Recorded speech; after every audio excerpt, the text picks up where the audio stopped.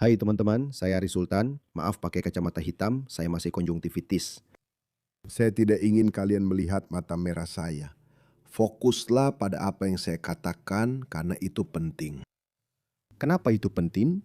Karena saya perlu terus mengingatkan kalian, bukan soal pendapat saya tentang tujuan Muslim di sini. Saya di sini untuk mengingatkan kalian apa yang dikatakan oleh Muslim, apa yang akan mereka lakukan kepada kalian. Tonton video dari Imam Amerika ini. Saya biarkan dia berbicara sendiri. Mengapa saya bermigrasi ke sini? Mengapa saya berada di Amerika? Kenapa? Para sahabat Nabi meninggalkan Mekah menuju negeri tanpa Muslim. Muhammad meninggalkan Mekah menuju Madinah bukan untuk menyebarkan Islam. Dia sebenarnya melarikan diri di tengah malam karena dia yakin bahwa kaum musyrik Mekah akan membunuhnya. Jadi dia tidak pergi demi tujuan mulia menyebarkan Islam. Dia sebenarnya pergi tengah malam karena dia pengecut. Kita di negara ini hanya karena Allah. Setelah kamu berniat, kamu akan melihat segalanya secara berbeda. Orang akan memperlakukanmu berbeda. Bagaimana rekan kerja selama 10 tahun tahu kamu Muslim, tapi kamu tak pernah mengenalkan Islam pada mereka? Saya tidak tahu tujuan kalian di sini. Kalian bersama kita di negara ini karena Allah. Mereka di sini untuk menyebarkan Islam. Bayangkan sejenak bagaimana jika Amerika menjadi negara Muslim, bukan negara sekuler yang disukai kaum kiri. Dan itulah sebabnya mereka membenci kekristenan. Tapi itu bukan Kristen atau sekuler, melainkan negara Muslim. Orang-orang gay akan dilempar dari atap. Semua perempuan berambut ungu yang memakai anting di hidung itu, mereka akan mengenakan burka. Dan semua pria akan terlihat seperti dia. Mereka akan dipaksa memelihara jenggot dan mungkin juga harus memakai sorban. Itu tidak akan terjadi, tapi itu yang mereka inginkan. Dan kelompok kiri yang gila pada dasarnya membuat itu menjadi mungkin. Dan omong-omong, kelompok kiri telah menyelesaikan langkah pertama dengan menyebarkan sebanyak mungkin Muslim di Inggris. Jadi mereka melanjutkan ke langkah kedua, yaitu, lalu kenapa? Apa masalahnya jika Inggris jadi negara Muslim? Mereka mulai menormalkan percakapan ini, membuat banyak orang termasuk moderat dan yang di tengah khawatir. Mereka kaget dan berkata, kami tidak minta ini. Padahal kalian diam saja saat orang seperti kami, seperti Tommy Robinson, sudah memperingatkan soal ini. Sekarang kalian tiba-tiba bilang, oh tunggu. Inilah alasan saya bertanya. Untuk orang Amerika yang menonton video ini, menurut kalian, apa yang terjadi jika 7, 8, 10, 20 atau 30% Amerika adalah Muslim? Apa pendapat kalian? Banyak orang salah paham, mengira harus 50-50 supaya bisa kalah. Padahal tidak perlu 50-50, contohnya Eropa. Saat 8 atau 10% populasi menjadi Muslim, jumlah itu cukup bagi mereka mulai menentukan syarat. Di Inggris Utara, Dewan Buruh meminta sekolah tidak memutar musik atau membuat lukisan karena dianggap haram dalam Islam. Di Kanada, sekolah-sekolah mengarahkan manajemen mereka di kafetaria dan ruang makan untuk tidak memajang makanan selama bulan Ramadan. Apakah setengah penduduk Kanada Muslim? Apakah 50% penduduk Inggris Muslim? Tidak. Jadi tolong saudara-saudaraku di Amerika, jangan pernah anggap remeh hal ini. Jangan berpikir, oh masih banyak waktu, mereka hanya 2%. Ya, 2%. Dalam satu generasi, 2% bisa naik jadi 4% atau bahkan 6%. Karena kalian terus mendatangkan lebih banyak Muslim. Jadi kalian punya Muslim yang lahir di dalam negeri dan juga lebih banyak Muslim yang datang dari luar negeri. Islam tiba-tiba muncul dan mengejutkan banyak orang di Inggris. Hingga 2005 atau 2006, Inggris masih sangat berbeda. Tahun 2005 baru 20 tahun lalu di abad ini. Anak-anak yang lahir tahun 2002, 3, 4, 5. Banyak Muslim yang lahir tahun 2045. Kamu mungkin pernah dengar bahwa nama yang paling umum di Inggris adalah Muhammad. Semua Muhammad itu akan tumbuh dewasa. Kamu melihat mereka berdoa di Trafalgar Square, lalu ikut demonstrasi pro-Palestina, pro-Hamas. Itu yang kamu lihat di kampus Universitas AEZ. Jadi orang-orang ini akan berkembang. Mereka akan terus berkembang. Ayo selesaikan ini. Amerika Serikat, apa peran dan langkah kita berikutnya? Apakah kamu memberitahu mereka? Izinkan saya mengutipkan sebuah ayat Al-Quran untuk Anda, dan saya akan mencoba merangkumnya. Allah berfirman, jangan taati orang-orang kafir, jangan tunduk kepada mereka. Kamu tahu, lihat, itu semua hanya kedok saja ya. Ketika kamu berada di negara asing, kamu harus menghormati hukum. Itu semua omong kosong, benar-benar omong kosong. Umat muslim tidak menghormati hukum kalian. Memang banyak muslim yang mungkin belum tahu soal ini. Tapi orang ini muslim, terpelajar dan paham ajaran Islam sebenarnya. Apa yang terjadi jika umat muslim sadar akan hal ini? Inilah yang mereka lakukan. Muslim moderat, yang disebut muslim baik, bisa berpindah ke sisi ini dengan sangat mudah dan cepat. Hanya saja, kamu harus ingat, Hitler hanya mendapatkan 23% suara dalam pemilu tahun 1933. Hanya 23%. 77% rakyat Jerman tidak memilih Hitler. Bisa dibilang 77% orang Jerman baik.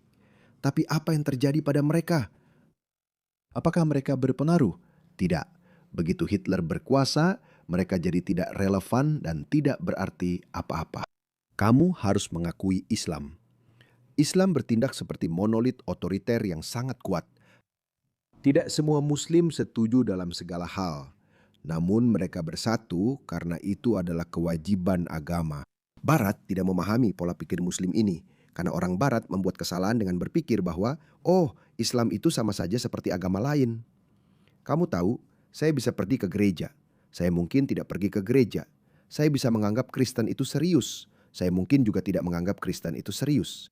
Oleh karena itu, Muslim pasti juga harus seperti itu. Karena bagaimanapun juga, mereka adalah sepupu Abrahamik kita. Tapi Islam tidak berperilaku seperti itu. Berhentilah berpikir seperti itu. Jika kamu berpikir seperti itu, kamu adalah orang yang bodoh. Dan kemudian dia memberitahu kita proses apa yang harus dilakukan selanjutnya. Jadi berjihadlah melawan mereka. Jihad melawan mereka. Mereka akan berjihad melawan kalian jika dibiarkan. Apa kewajibanmu sebagai anggota umat sekarang setelah kamu juga menjadi orang Amerika?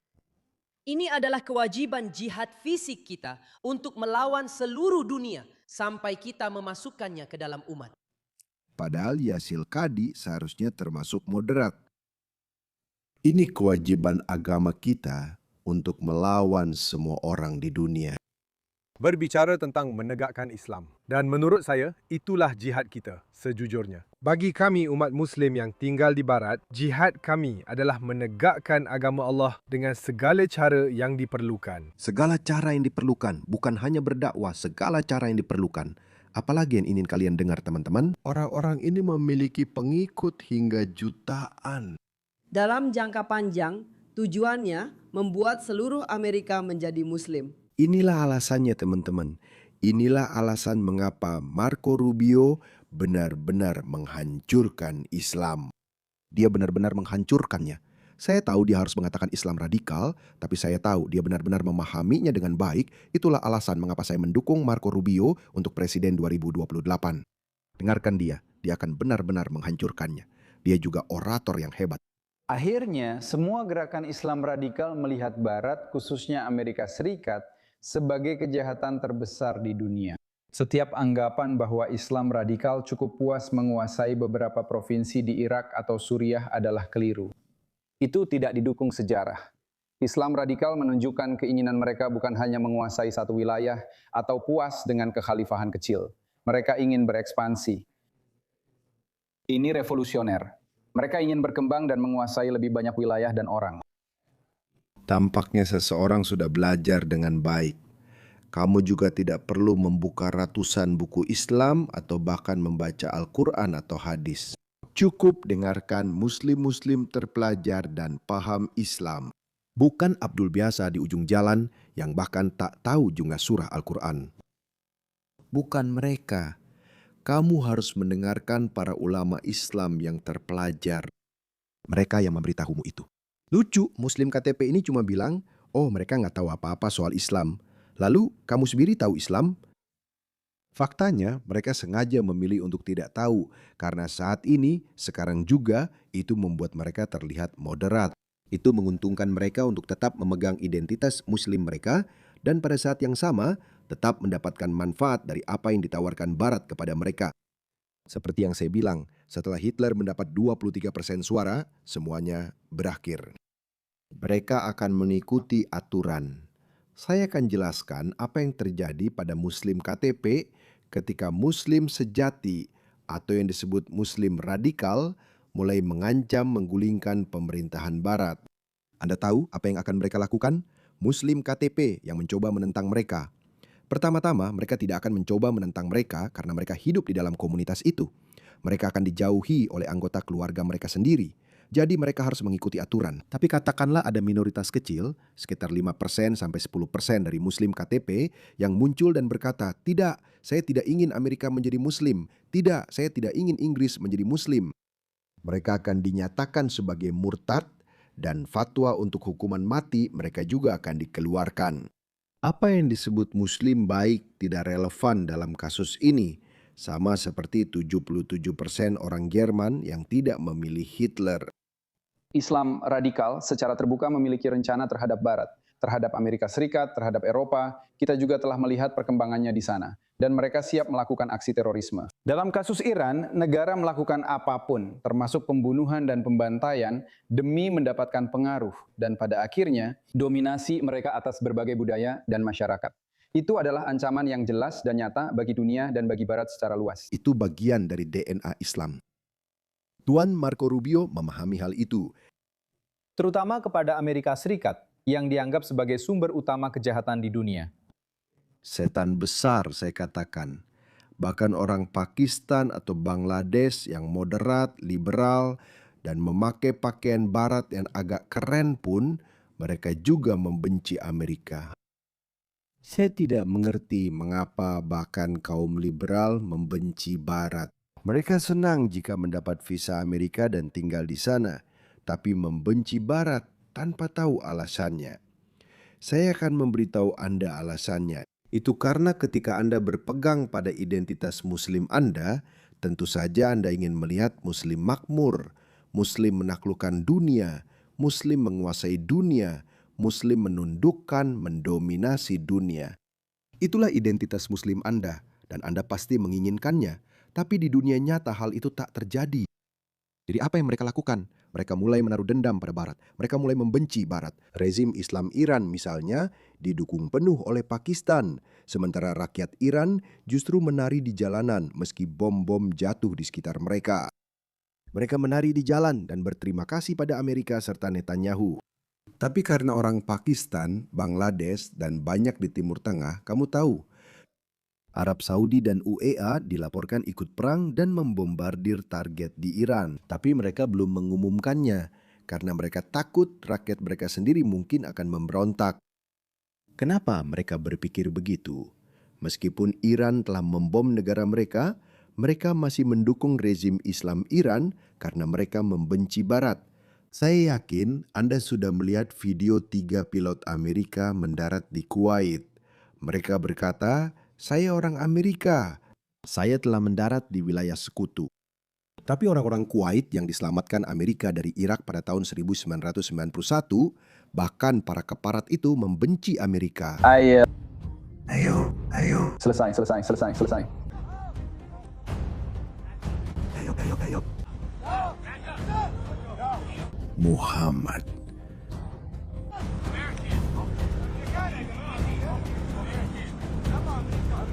Ini dia. Ayo.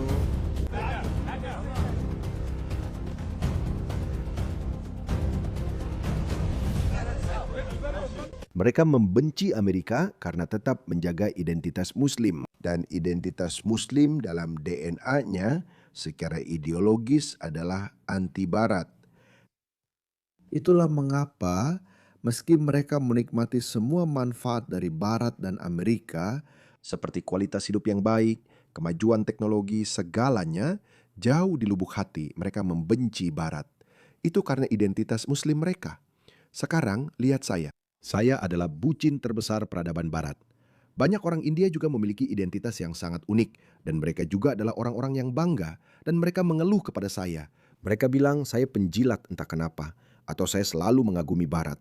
Ya, memang, karena saya bukan seorang Muslim. Saya percaya pada nilai-nilai liberal sekuler, dan saya bisa melihat bahwa hanya ada satu peradaban yang benar-benar menguasainya, yaitu Barat, peradaban Barat. Eropa mengalami kemunduran. Amerika menjadi harapan terakhir kita dan harus dipertahankan dalam bentuk aslinya. Jika Amerika runtuh, dunia akan sangat suram. Saya baru saja menonton beberapa video Ali Larajani tewas akibat serangan udara Israel. Rakyat Iran kembali turun ke jalan dan bersorak. Apa yang mereka harapkan? Mereka tidak ingin ada hubungannya dengan identitas Islam ini. Mereka tidak menginginkan itu semua. Mereka ingin menjadi bagian dari Barat. Kenapa? Karena mereka mengerti, mereka sudah melihat Barat. Mereka telah melihat betapa baiknya kehidupan di bawah prinsip-prinsip Barat. Tapi bajingan-bajingan ini tidak akan pernah mengerti itu. Tapi Marco Rubio mengerti itu. Terima kasih, Marco. Alasan mereka membenci kerajaan Arab Saudi, kepemimpinan Uni Emirat Arab, Bahrain, adalah karena mereka telah mengizinkan Amerika Serikat untuk bermitra dengan mereka. Itulah alasan mereka membenci mereka. Mereka menganggap mereka kafir karena itu. Mereka membenci Israel, tapi mereka juga membenci Amerika. Dan mereka membenci tempat manapun di dunia di mana kita punya pengaruh. Mereka berusaha menyerangnya, termasuk di tanah air ini. Jika Anda melihat situasi dalam negeri, Saya belum menonton bagian ini. Dengarkan lagi, dia intinya mengatakan hal yang sama tentang Islam radikal dan alasan mereka membenci kepemimpinan. Ini bukan hanya soal Islam radikal. Bahkan banyak orang di Arab Saudi, Kuwait, dan Uni Emirat Arab membenci pemimpin mereka sendiri. Pemimpin Timur Tengah bisa dibunuh pengawalnya sendiri, seperti Al-Masad dari Mesir yang dibunuh militer negaranya setelah membuat kesepakatan dengan Israel.